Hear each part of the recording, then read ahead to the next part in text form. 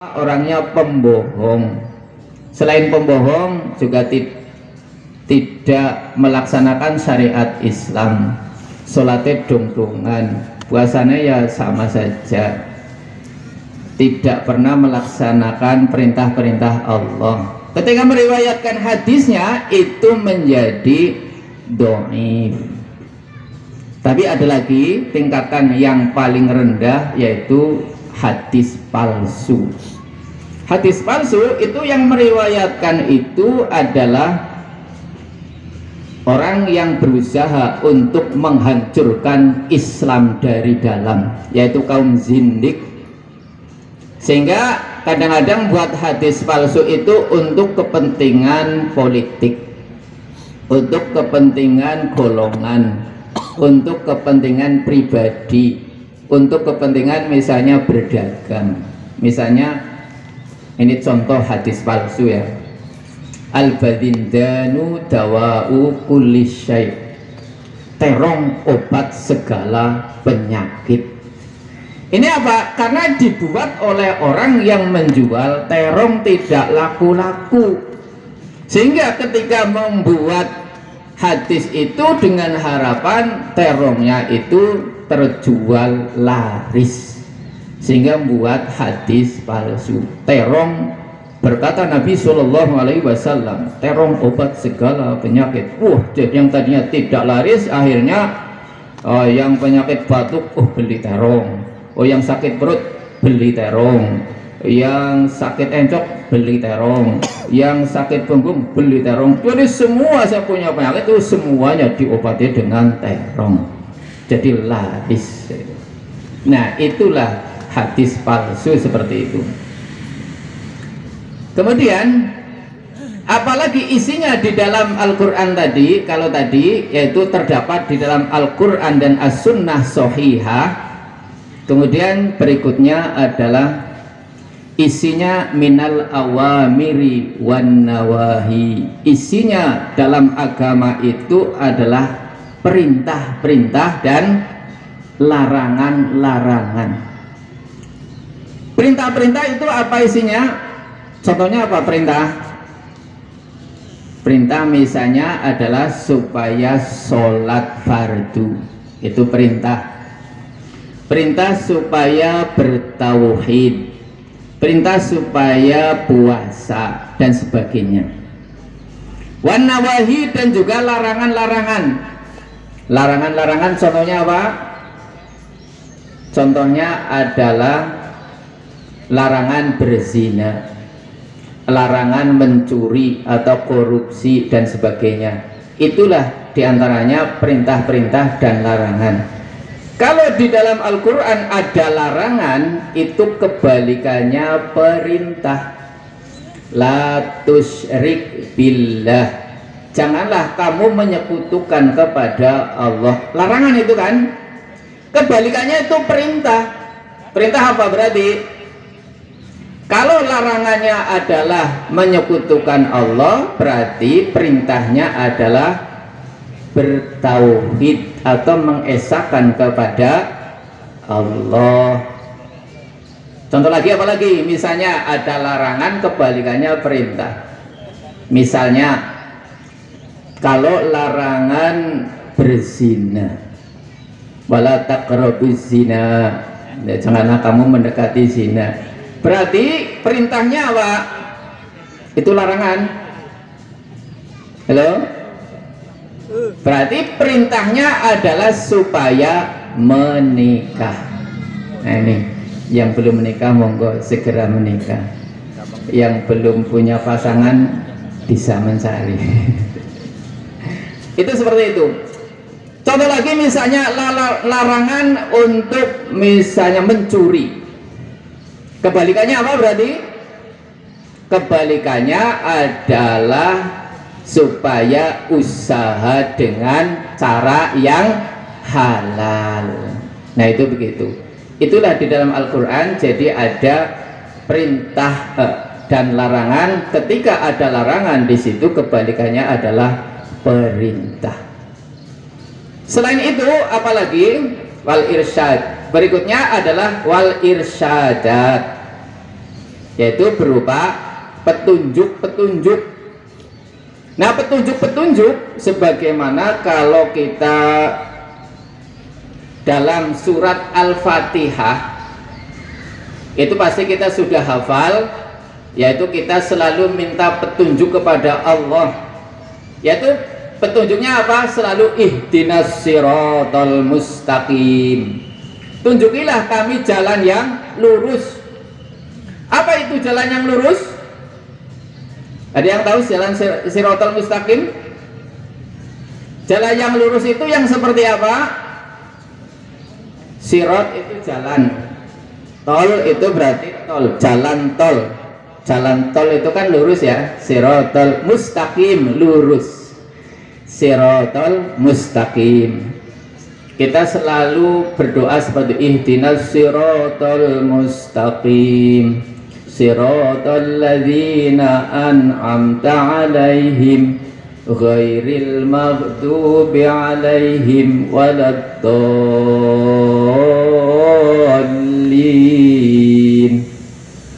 Kok gak ada yang amin ya?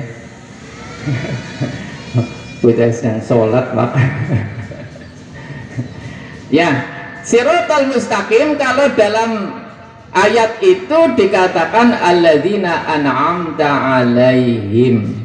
Kalau dalam ayat itu yaitu jalannya orang-orang yang diberi nikmat.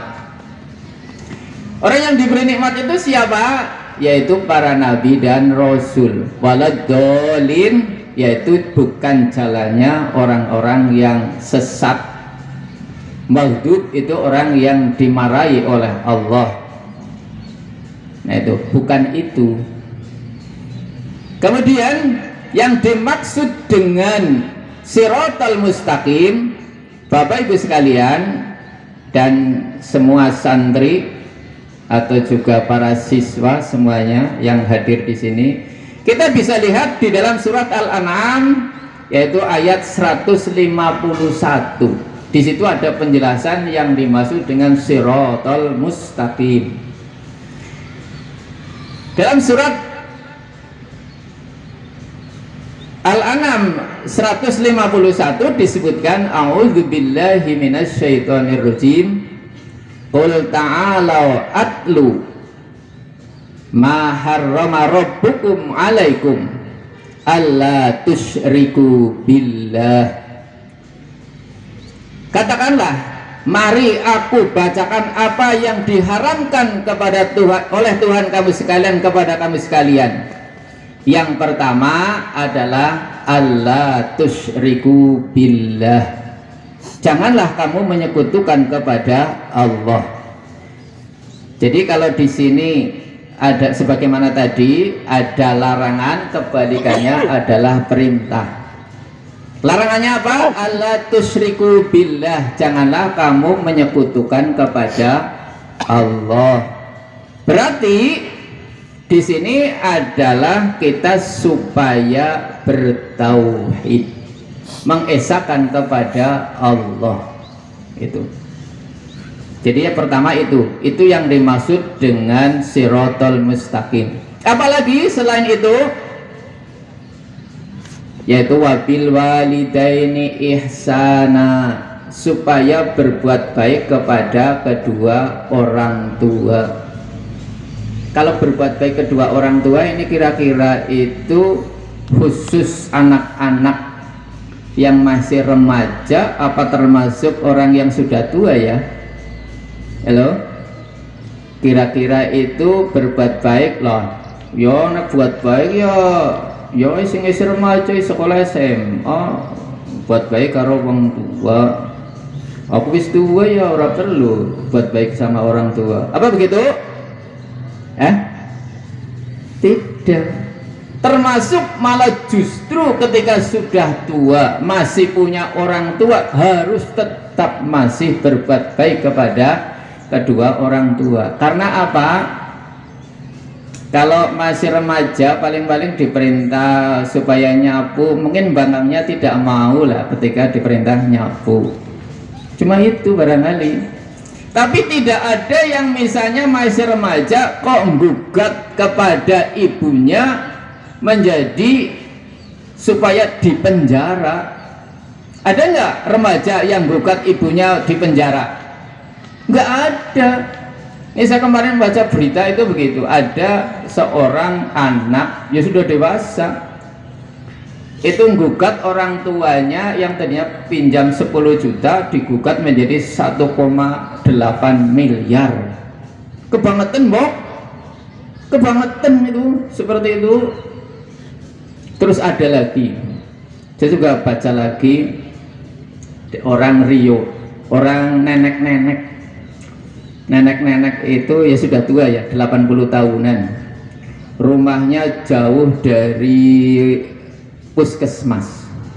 Tiba-tiba nenek-nenek itu datang ke puskesmas. Sampai di puskesmas dikiranya itu ya petugas kesehatan di situ mau berobat. Ditanya, "Nek, sakit apa? Mau berobat, siapa yang mengantar ke sini?" Tidak ada yang ngantar, sendirian. Rumahnya mana? Naik jauh saya. Kesini naik apa? Jalan kaki. Ternyata ketika ditanya mau berobat apa, nanyanya apa? Apakah ada suntik mati? Ya Allah, sudah nenek-nenek 80 tahun kok minta disuntik mati? Kenapa seperti itu? Ya ini kebangetan anaknya yang sudah umur berapa? Oh ya mungkin sudah umur mungkin 30 tahun atau 40 tahun atau 50 tahun. Kebangetan. Setelah diantar sampai ke rumah, itu bukan berarti neneknya itu orang yang miskin. Ternyata rumahnya bagus, sepeda motor juga ada, mobil juga ada. Datang ke puskesmas jauh, jalan kaki. Kebangetan, Bob. Dan kenapa juga di situ minta disuntik mati? Ya ini kurang perhatian dari anaknya. Itulah makanya kalau sudah ya termasuk dewasa, kita masih punya orang tua, kita harus tetap berbuat baik. Mungkin kita itu sedang ngepel, tiba-tiba ibunya sudah tua renta, masuk pakai sandal kotor. Gimana kira-kira? Jangan dibentak, Bu. Ini kan sedang dipel. Jangan. Apa yang nggak melihat? Oh jangan. Biarkan saja. Anggap saja itu dulu. Oh dulu mungkin saya ketika masih kecil seperti itu. Sudah maafkan saja. Itu seperti itu. Sehingga kadang-kadang juga sudah makan, ketika ada anak yang lain datang mengatakan mungkin, oh saya belum makan, kebangetan adikmu nih, saya nggak pernah dikasih makan. Ini mungkin kata-kata seperti itu juga mungkin muncul dari orang tua seperti itu, yang kadang-kadang sifatnya itu sudah seperti anak kecil. Kita juga supaya sabar itu seperti itu. Minta apa saja setiap saat itu juga harus dilaksanakan. Itu seperti itu. Mungkin ngomong cuma ingin dawet, mungkin baru pulang kerja atau apa, langsung harus carikan. Jangan nunggu-nunggu nanti. Kalau nunggu-nunggu nanti itu dianggapnya itu nggak diperhatikan. Inilah makanya wabil walidaini ihsana, supaya berbuat baik kepada kedua orang tua. Termasuk juga bahwa orang tua itu sebetulnya adalah tanggung jawabnya anak laki-laki. Jadi sampai meninggal dunia itu tanggung jawabnya anak laki-laki. Kalau perempuan itu bagaimana? Kalau perempuan sebelum menikah itu tanggung jawabnya ayahnya. Tapi begitu menikah, qabiltu nikaha wa tazwijaha bil mahril madhkur halan, itu calon suaminya menikah seperti itu, pada saat itu juga sudah diserahkan tanggung jawabnya kepada suaminya. Maka istri itu harus taat kepada suaminya. Jadi supaya apa saja itu mau. asalkan tidak bertentangan dengan syariat Islam. Mau diajak kemana saja, mau di Papua, mau di Kalimantan, mau di Sumatera, ikuti suaminya, itu seperti itu. Kalau mengajak seperti itu, itulah taatnya seperti itu kepada suami. Tetapi kalau anak laki-laki itu tanggung jawab atau miliknya orang tuanya. Jadi ketika minta apa saja, anak laki-laki itu harus memenuhinya. Tanggung jawab kesejahteraan, tanggung jawab apa saja itu adalah tanggung jawab dari anak laki-laki. Ini sebentar, minum dulu.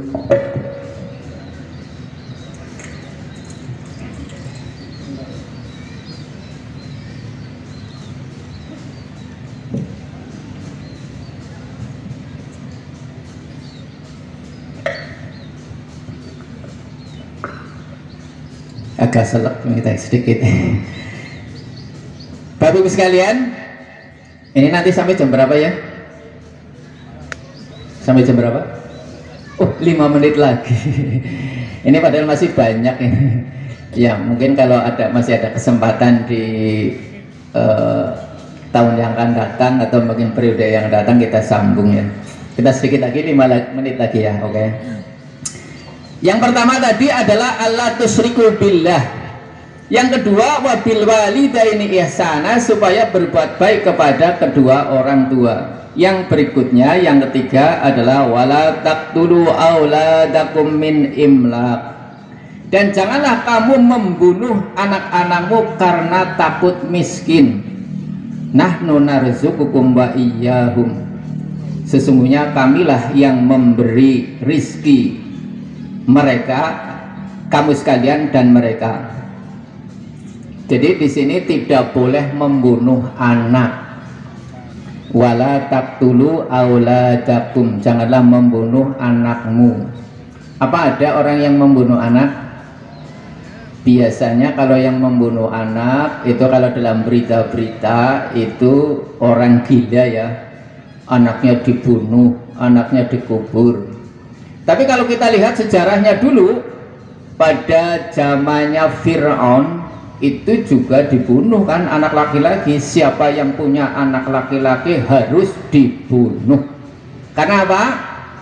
Karena khawatir nanti kalau besar itu bisa mengalahkan Fir'aun. Tapi beda lagi pada zaman jahiliyah, yang supaya dibunuh siapa? Ketika punya anak perempuan. Kenapa anak perempuan harus dibunuh pada saat itu? Karena bahwa pada zaman jahiliyah itu antar suku itu sudah biasa berperang. Ketika berperang pasti salah satu suku itu ada yang kalah, dan yang kalah itu ada banyak wanita-wanita yang jadi tawanan perang dan dijadikan budak. Nah, ketika seperti itu maka dianggap malu, dianggap aib kalau punya anak perempuan karena tidak bisa untuk berperang. Maka siapa saja yang punya anak perempuan begitu lahir langsung dibunuh. Itu pada saat itu. Kemudian lah kalau sekarang bagaimana? Kalau sekarang itu juga mungkin ada. Misalnya kalau sekarang zaman modern kan ada yang namanya asuransi jiwa. Jadi anggota keluarganya misalnya diasuransikan semuanya, anaknya juga diasuransikan. Itu tidak hanya sekedar 1 juta, 2 juta, puluhan miliar misalnya. Anaknya diasuransikan misalnya 50 miliar. Ketika meninggal dunia nanti dapat santunan 50 miliar. Tapi dalam perjalanannya misalnya orang tuanya itu bangkrut usahanya, tidak bisa punya hutang, tidak bisa nyarutang, hutangnya itu 20 miliar. Terus pikir-pikir gimana ya untuk bisa menyarutang itu. Oh, kemudian ingat, oh iya, saya punya anak ini ketika meninggal dunia itu 50 miliar. Kemudian anak yang masih kecil sudah diasuransikan itu diajak-ajak jalan-jalan ke mall yang tinggi, tempat yang tinggi, kemudian dijorokna ya. Dijorokna bahasa Indonesia apa? Didorong ya. Didorong mati, jatuh mati, itu begitu. Kemudian turunlah uang 50 miliar, bisa untuk nyarutang 25 miliar. Wah, ini masih ada 25 miliar. Ini hal seperti ini adalah kejahatan. Kejahatan. Kalau misalnya itu ketahuan, pasti juga tidak akan keluar 50 miliar, karena tahu bahwa itu adalah dibunuh oleh orang tuanya sendiri. Na'udzubillahi min dzalik. Tapi selanjutnya bagaimana? Selain itu ada juga yang malah justru sebelum lahir itu sudah dibunuh. Apa ada yang seperti itu? Oh, kalau di sini nggak ada. Saya yakin tidak ada kalau di sini. Kalau melihat berita itu karena hamil duluan itu ya, di luar tanggung jawab karena tidak ada suaminya, kemudian digugurkan. Malah kemarin itu ada tetangga saya itu yang seperti itu, malah meninggal dunia. Na'udzubillahi min dzalik, seperti itu. Bahkan ada juga tempat-tempat tertentu praktek-praktek untuk pengguguran kandungan, sehingga begitu lahir atau keluar bayinya supaya menghilangkan jejak di blender. Na'udzubillah, di blender kemudian dibuang ke WC. Itulah kejahatan manusia yang dilakukan untuk membunuh anaknya sendiri. Na'udzubillahi min dzalik. Terus yang berikutnya, wala taqrabul fawahisha ma dzahara minha wa ma batan. Dan janganlah kamu mendekati perbuatan yang fahisyah, yang keji, baik yang tampak maupun yang tidak tampak. Yang tampak maupun tidak tampak, misalnya yaitu perbuatan zina. Kalau sekarang itu mungkin ada orang yang malah justru berbuat dosa itu bangga ya, malah dicerita-ceritakan kepada orang lain. Mau bengi aku bisa pacaran karo kae. Aduh, asik. Itu seperti itu sebelumnya sedang berdosa. Kenapa kok harus diceritakan kepada orang lain? Nah itu.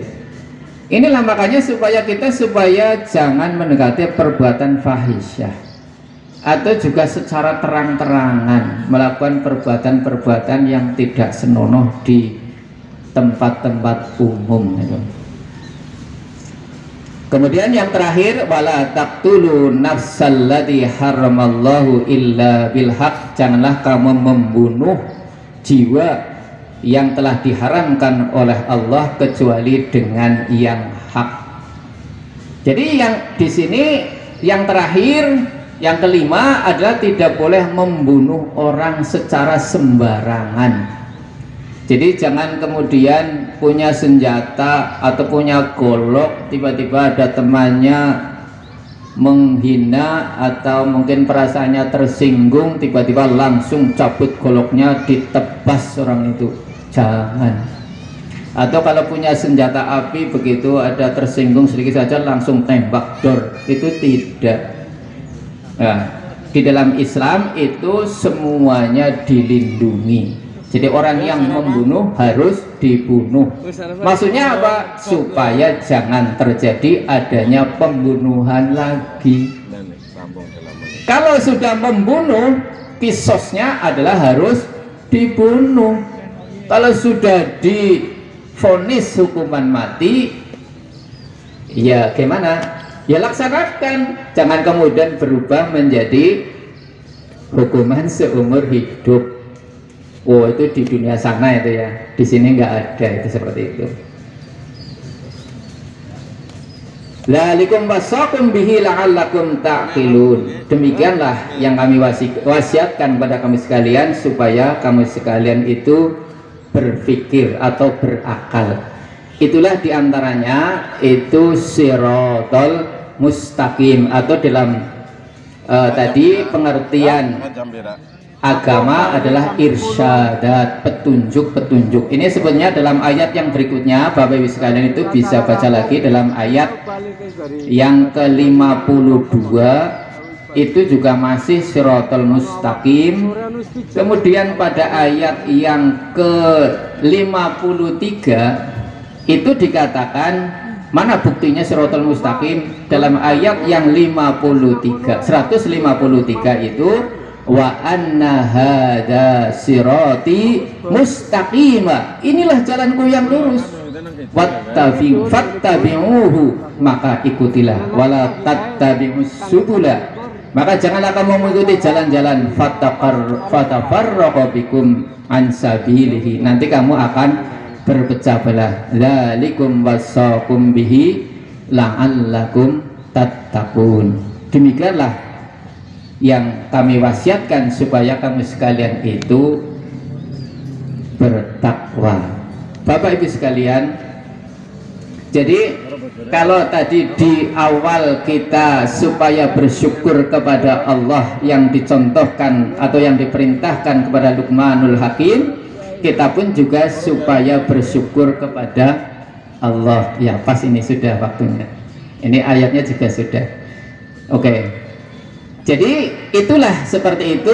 Nanti kita bersyukurnya adalah bagaimana kita bersyukur? Kita adalah menerima apa adanya dan menggunakan apa yang diberikan oleh Allah, yaitu kita syukurnya kita supaya beribadah kepada Allah Subhanahu wa ta'ala, yaitu fungsinya apa? Wa ma khalaqtul jinna wal insa illa liya'budun. Tidaklah kami ciptakan jin dan manusia kecuali untuk beribadah.